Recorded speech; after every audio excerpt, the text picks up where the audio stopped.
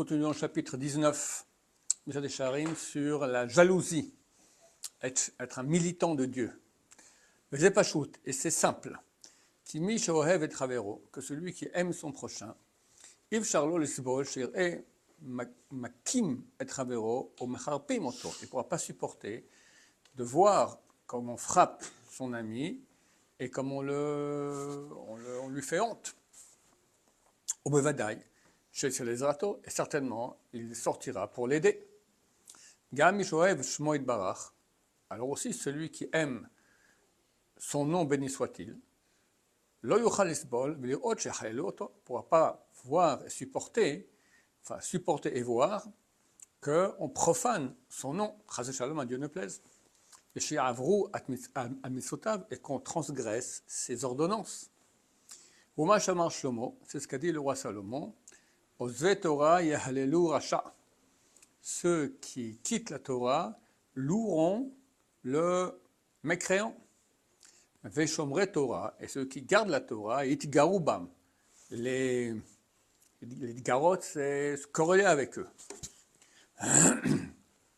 Kiotam, Shemhalelim Racha, Berish Ato, car ceux qui louent un mécréant dans sa mécréantise, Velo Yochichu Alpanav Mumo, et vont pas aller corriger sur sa face du défaut qu'il a.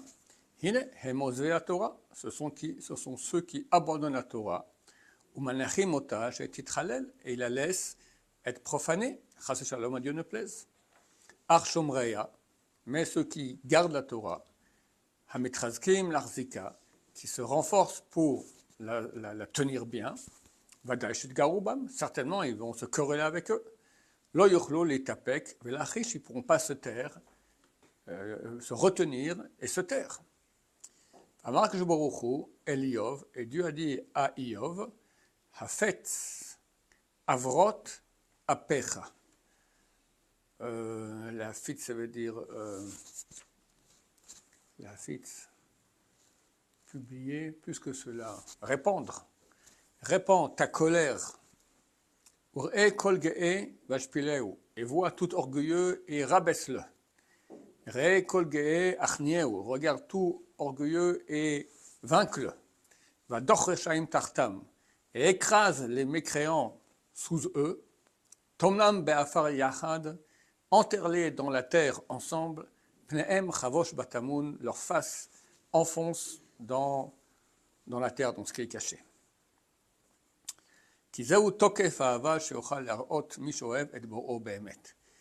Car c'est la puissance de l'amour que l'homme pourra montrer au Créateur, que l'homme qui aime le Créateur pourra montrer de façon authentique. Vomer, et il est dit, Ohave Hashem Sinura, ceux qui aiment Dieu, haïssez le mal. Bon, défense-toi de partir aujourd'hui avec une arme ou une hache ou des poignards ou des bâtons pour aller l'Écosse. C'est pas comme ça. Il faut aujourd'hui, on corrige les gens avec un grand sourire. C'est écrit Al tochach letz pen isnaeka. Ochach chacham veyaveka. Ne corrige pas un letz, un moqueur, parce qu'il va te haïr. Quelqu'un qui n'est pas intéressé à avancer en Torah. Tu viens, tu lui dis, il va te haïr, tu m'embêtes, tu me casses les pieds, dégage. Chacham corrige un sage, il t'aimera. Quelqu'un qui veut vraiment avancer. Si tu aimes de son respectueux, tu lui dis, écoute, il y a ça, ce problème que je vois chez toi, ce serait bien que tu arranges ça. Il te sera reconnaissant parce que tu l'aides à monter. Maintenant, on dit de façon allégorique, Atochach letz panisnaeka. Ne corrige pas un letz, un moqueur, parce qu'il va te haïr. Ne lui dis pas moqueur, il n'y a pas une espèce d'imbécile, qu'est-ce que tu es en train de faire? Il va te haïr. Ochach chacham, dis-lui sage, c'est vraiment un imbécile. Un super imbécile. Mais tu es quelqu'un de bien.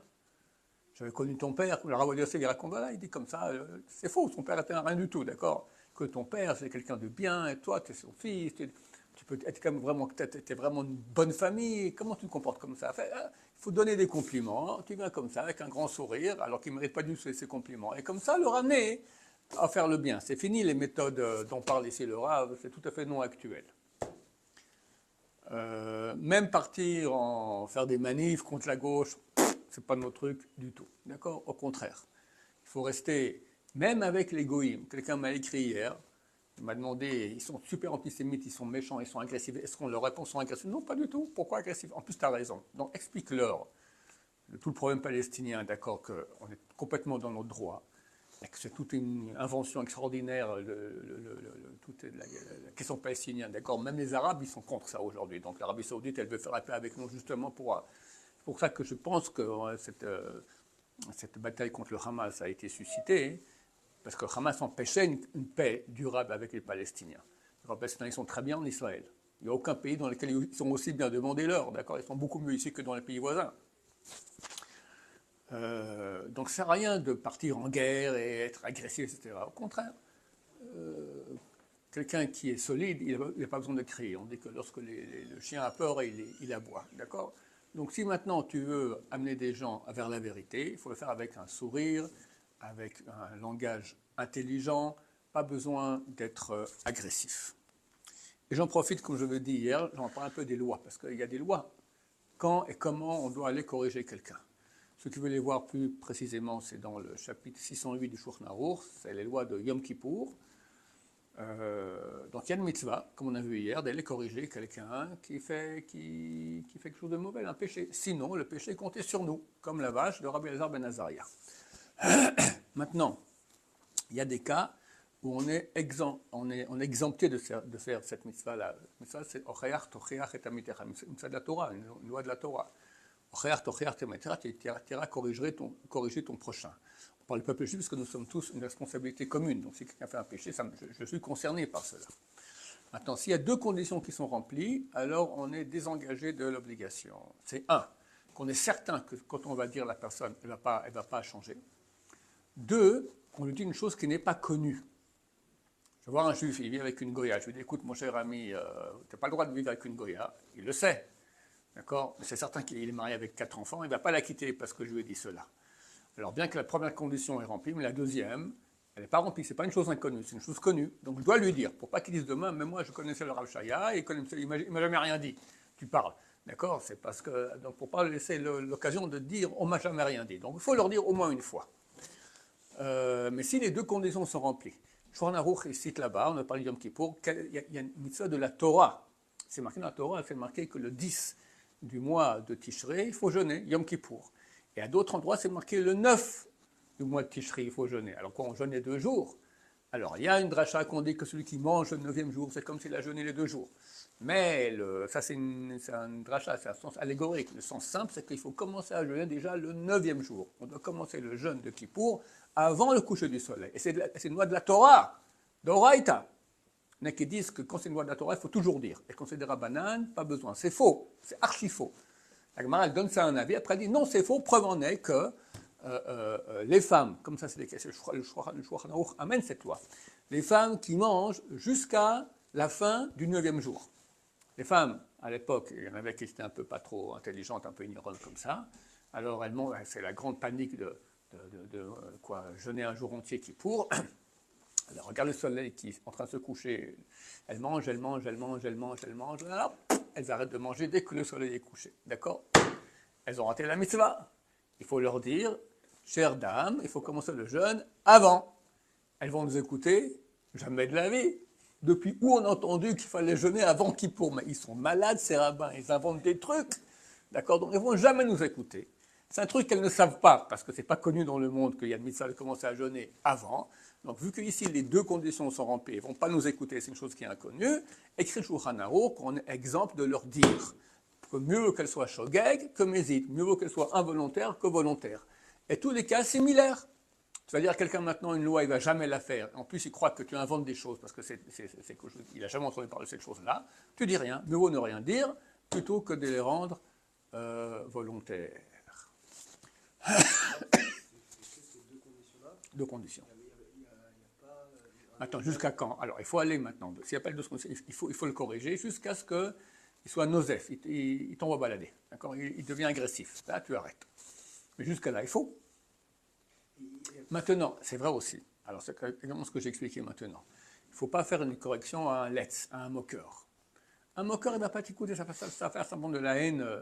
Tu sais à qui tu peux parler. Tu parles à un type que tu sais qui va peut-être écouter, mais quelqu'un qui que tu n'as aucune emprise sur lui. Au contraire, il va dire, écoute, c'est écrit dans la Gemara, dans Sanhedrin, c'est écrit, le type il te répond, jusqu'à ce que tu viennes et me dis d'enlever un cure-dent que j'ai entre mes yeux, enlève la bûche, la poutre que tu as entre les... Qui es-tu pour venir me dire quoi faire? Tu as vu ce que tu t'es vu toi-même? Allez, dégage, d'accord? Donc il faut savoir à qui parle à qui. Tu comprends? Mais si tu as une situation, par exemple, le père avec ses enfants, ou si moi, ton rabbin avec les élèves, d'accord, qu'on a une position où on est censé aller leur dire quoi faire, etc., donc on doit leur dire, à moins qu'on sache que ça ne sert absolument à rien et qu'il ne va pas nous croire. Ok, on avance encore un peu. Vine, et voici. On a expliqué maintenant les deux premières parties de la chassidoute, qui sont ce qui dépend des actions, donc c'était l'action entre l'homme et Dieu et entre l'homme et son prochain. Au Bofana Asiya, la façon de faire, il y avait trois axes, c'était la crainte, non, il y avait deux axes, la crainte et l'amour, et dans l'amour, il y avait trois axes qui étaient dans l'amour, il y avait la joie, il y avait la jalousie, comme on vient de parler, et l'adhésion à Hachem. Et là, on passe maintenant au troisième axe. On va parler maintenant de ce qui dépend de l'intention. Troisième axe, la chassidut. On a déjà parlé auparavant de la notion qui s'appelle l'ishma, c'est-à-dire faire la mitzvah en son nom littéralement, c'est de façon désintéressée. Pas pour un but intéressé, que ce soit un but ici sur terre, que j'ai de l'argent, que j'ai de la santé, que j'ai une femme sympathique, que j'ai une belle voiture, et même pas pour Olam Haba, pas que j'ai le paradis, pas que j'aille pas en enfer, etc., etc. Tout ça s'appelle chez l'olishma. Pas de façon, ça s'appelle intéressé. Donc il y a intéressé et désintéressé. Les madrigotehem, à chacun à son niveau. On a déjà parlé de cela. Omnam, cependant, certainement celui qui a l'intention dans son service de Dieu de se purifier son âme devant son Créateur, les man tizke la shevet et panav b'glal yesharim v'achasidim, afin que son âme puisse demeurer avec la face de Dieu parmi les droits et les pieux, voir l'agréabilité de Dieu, le flux de lumière de Dieu, pouvoir aller dans son palais, recevoir le mérite de Olam Haba. On ne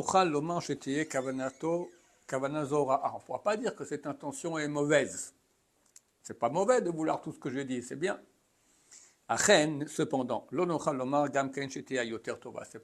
ce n'est pas non plus la meilleure intention. Car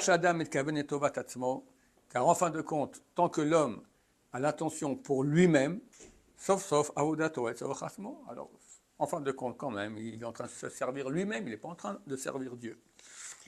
Mais l'intention authentique, on la verra la prochaine fois, il m'a fait